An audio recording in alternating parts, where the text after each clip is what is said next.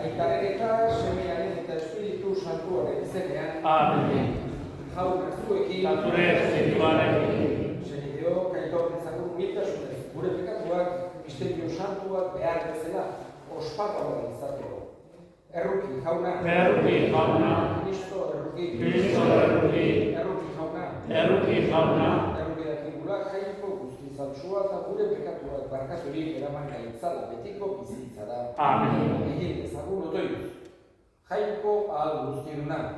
Egizu zure erakutsiak beti gogoan erabiliz, hitzez eta egitez zure nahia bete dezagula. Zure seme Jesu Kristo gure jaunaren bitartez, zure Bila Espiritu Santuarekin jaiko eta errege bizi baita, gizaldi eta gizaldietan. Amen.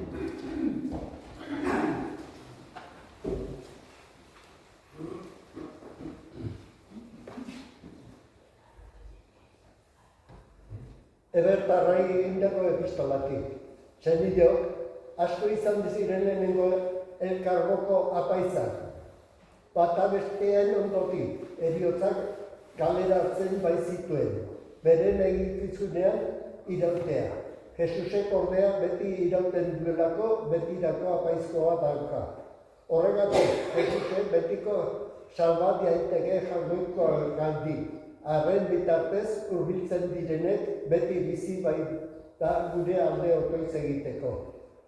Horrelako apaiz nagusia behar genuen gu, santua errugabea, akatsigabea, pekatarietatik berezia eta zeruak baino gora jasoa. Arren ez du egunen oparia eskaini beharrik, beste apaizak egiten duten bezala. Lehenik bere pekatuengatik eta gero herriarengatik. Hori beti betiko egin zuen bere burua eskainiz. Benetan, legeak gizon argalak egiten ditu apaiz. Legean ondorengo zin hitzak ordea semeak egin du apaiz nagusi betirako bikainu. Jaunak esana. Eskerrak zuri jauna. Kanta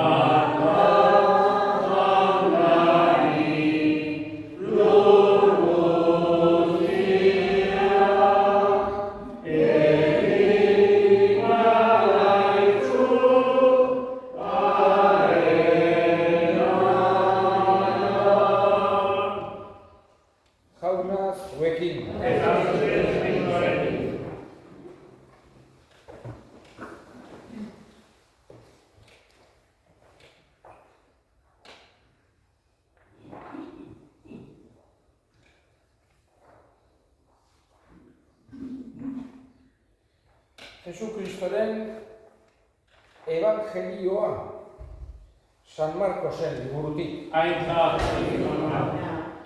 Aldi hartan, Jesus Judeako eta Jordanez beste aldiko lurraldera joan zen. Berriro jendetza handia bildu zitzaion eta ohi zuen bezala erakusten hasi zen. Urbildu zitzaizkion farisear batzuk eta azpikeriaz honela galdetu zioten. Zilegi altzaio, gizonari bere emaztea uztea. Jesusek erantzun zien, zer agindu zizuen Moisesek. Haiek erantzun, Moisesek emaztea uzteko eskubidea eman zuen, ezkontza usten delako agiria berari emanez. Jesusek esan zien, zuen bihotz gogorkeriagatik idatzi zizuen Moisesek agindu hori, baina munduaren hasieratik giza seme eta emakume egin zituen jangoikoak. Horregatik, gizonak aita amak utziko ditu eta emaztearekin elkartuko da, eta biak haragi bat izango dira.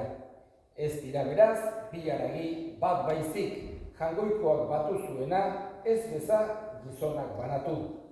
Etxera etorririk, berriro gauza hartaz, galderak egin zizkioten ikasleek. Harek erantzun zien, bere emaztea utzi eta beste batekin ezkontzen denak, haren kontrako ezkontza nahastea egiten du.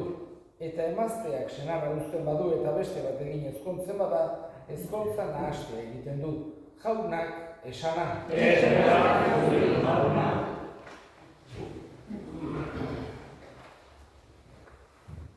Jesusek bere mundu hontako batez ere bizi publikoan, hau da, bere bizi publikoa izan zen 3 urtez.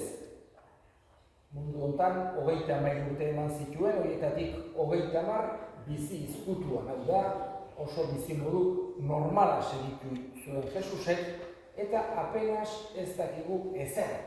Zer gertatu zen, zer egin zuen, zer esaten zuen, hortaz ez daukagu inongo informaziorik apenas. Bakar-bakarra bere jaiotza agertzen zaigu, gero baita ere agertzen zaigu Jesusen 12 urte inguru zituela, tenpluan galdu zeneko pasartea, baina hortaz aparte ez dakagu apenas ezer. Ez zaigu azaltzen evangeliotan Deus, Jesusen bizi izkutuaren inguruan. Eta ulertzen dugu oso bizimodu normala izan duzela. Ulertzen dugu ikaragarri maitatuko zituela bere ingurukoak, giro zoragarria sortuko zuela, baina gauza harrigarririk eta ez zuela egiten. Hain zuzen ere, bere lehenengo miraria egin zuelarik, amakala eskatuta, Kanango eztaietan, berak esan zion, oraindik ez da jatu nire ordua. Esan ez bezala, oraindik ez da tokatzen miraririk egitea. Baina Ama Birjinak esan zion, egin zuen berak esaten zuena, eta orduan burutu zuen bere aurreneko miraria. Baina horrek ulertzen ematen digu Jesusen bizi izkutua oso normala izan duzela. Digamos que la vida oculta de Jesús no tuvo gran cosa. Seguramente en lo cotidiano Jesús pondría un ambiente fantástico, lleno de alegría, lleno de amor, lleno de unas buenas sensaciones, que es lo que tenemos que intentar nosotros también en nuestra vida. Pero no hizo nada llamativo, extraordinario, o por lo menos así lo entendemos. Pero luego, cuando comienza la vida pública, en los últimos 3 años de Jesús sí que hace, por un lado, una serie de prodigios, siempre para ayudar a las personas. Digamos que la inmensa mayoría, un porcentaje altísimo de los milagros que llevó a cabo Jesús, son de curación de personas que tenían enfermedades o incluso resurrección de muertos, digamos, todos eran para ayudar. Nos da una muestra de esa manera de cómo hay que utilizar cada uno las facultades o el poder que pueda tener, siempre para tratar de ayudar a las personas, porque podía haber utilizado su poder para hacer daño o lo que sea. Y luego, otra de las características fundamentales que tuvo Jesús en esos 3 años es que fue un maestro. Y en aquella época, sobre todo a los maestros, les hacían preguntas. Era el estilo normal. Otros maestros también hacían lo mismo. Venían personas y les hacían preguntas.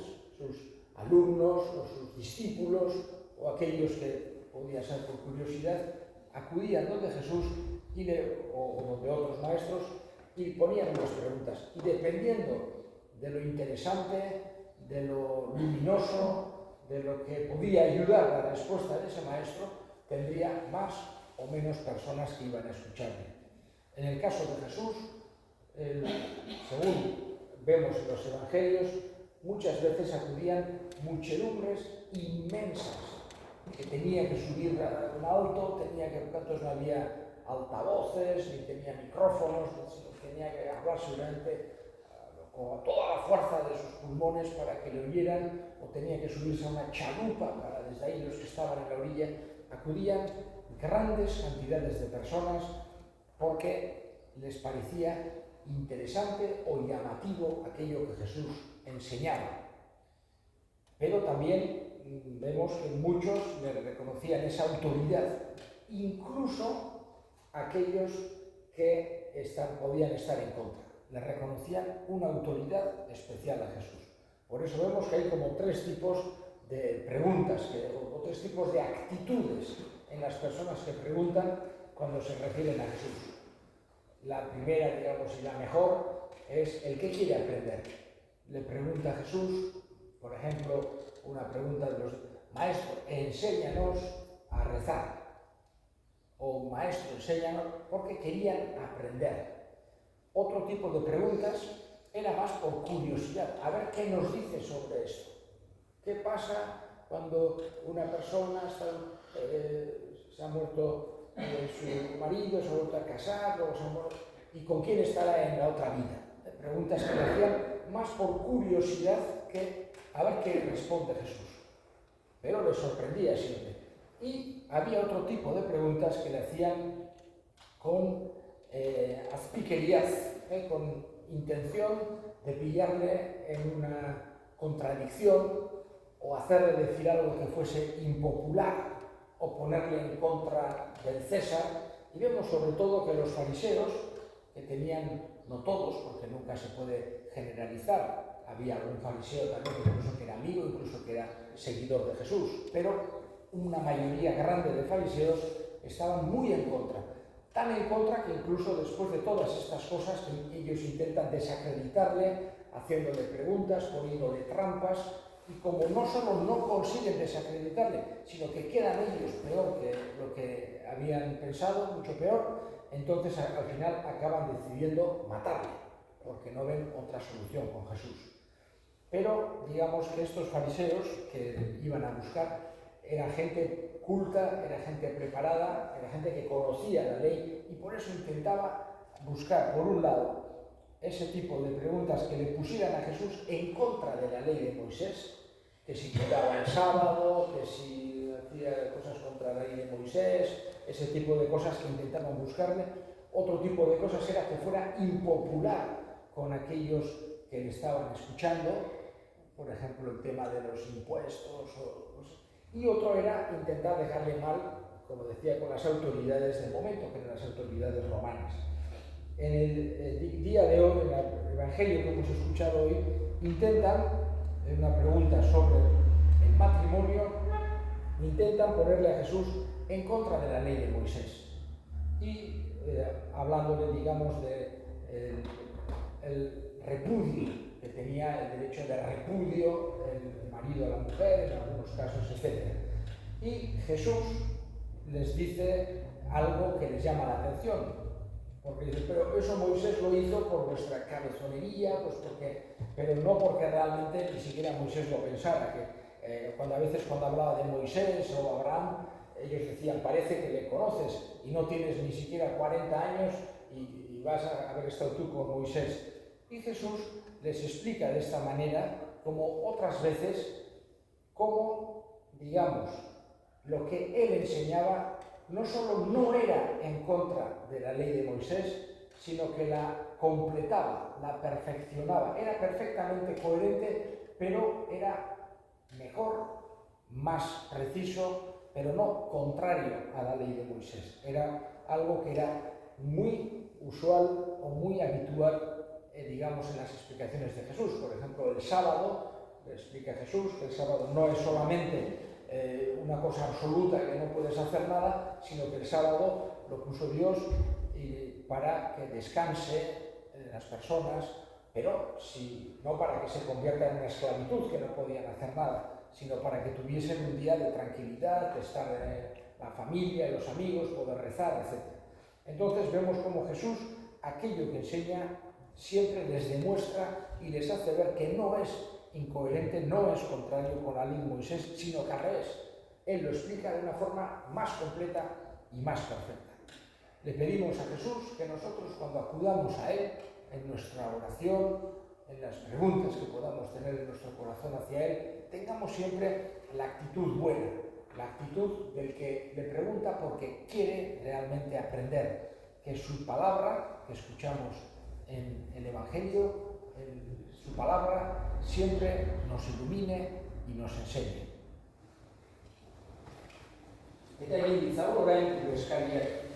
Eskatu dugu gaurko egun honetan Aita Santuaren alde. Francisco gure Aita Santuaren alde, jagoikoa bere indarra, bere grazia eman dezaion, esan dezaiogun jaunari. Gure indarkoak ere gogoan hartuko ditugu, gaurko Beza Santuan bereziki Iñaki Sotil eta Enrique Arregi jaunak bere baitan hartu eta handik gure alde egin dezaten eskal dezaiogun jaunari. Entzun eta ona bihotzez egiten dizkizugun eskariak. Jesu Kristo gure jaunari bitartez. Amen.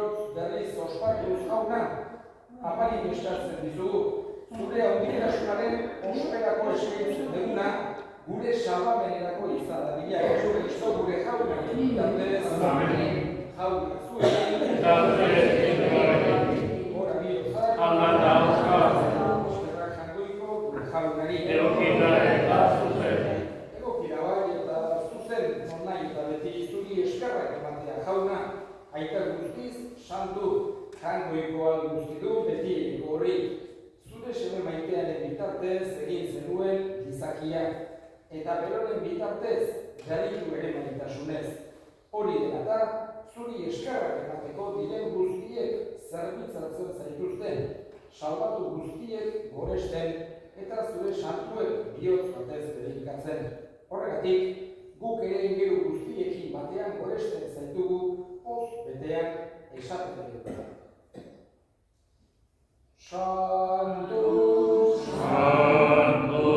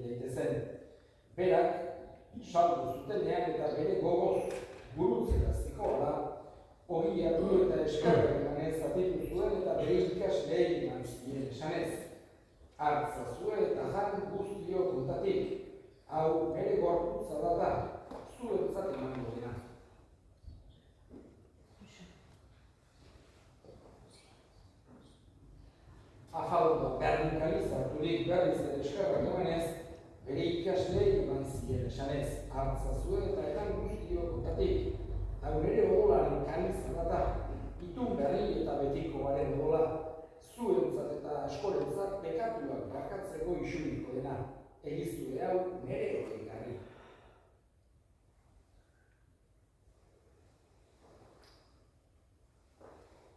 Hau da, sinismenaren misterioa.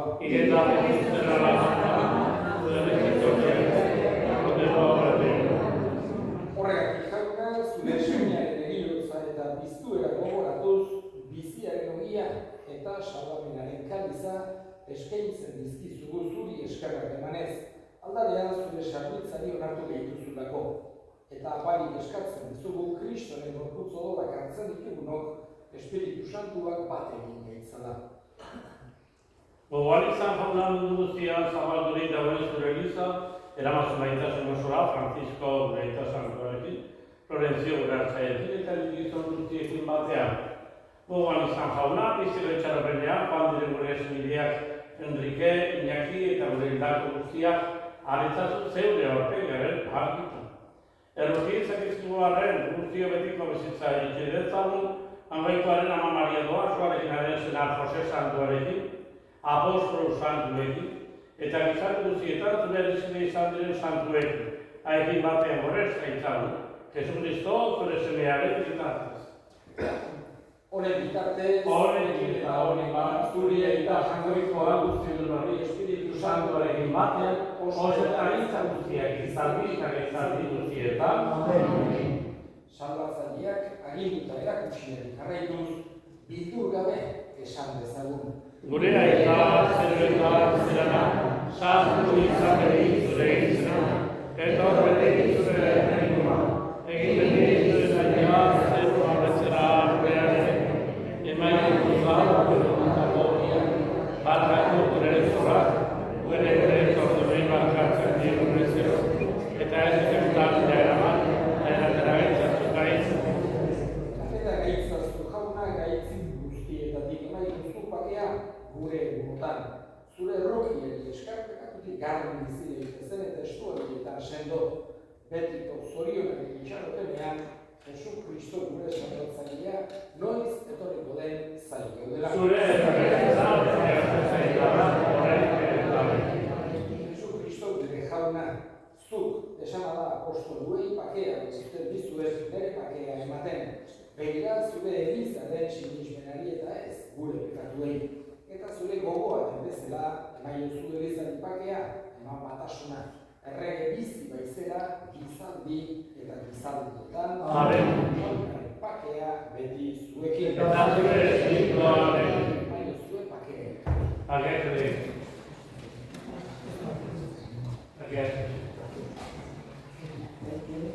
Hangoiko bidetza, Zuen zendezu munduko pekatua.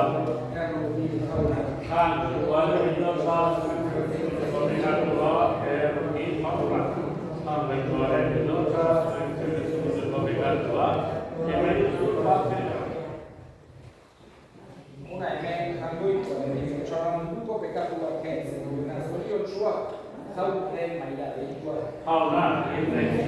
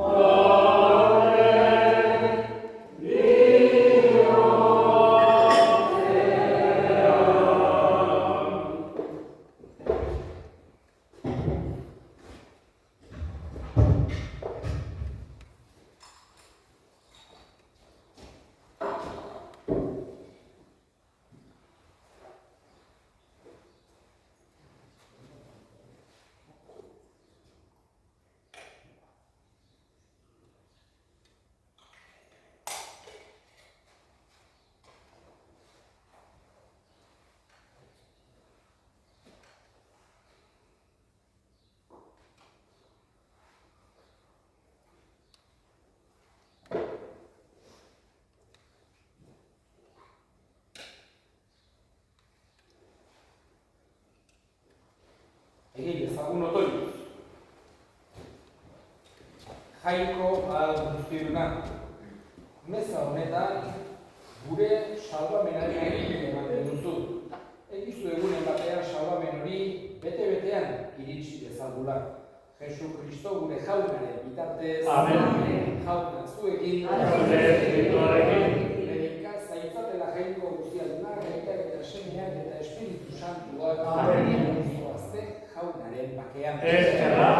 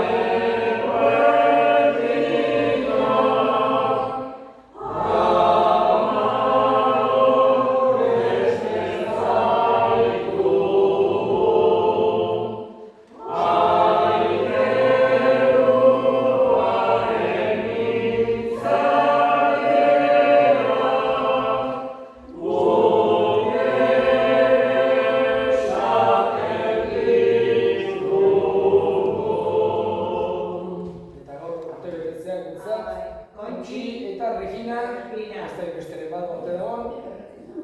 Zordio.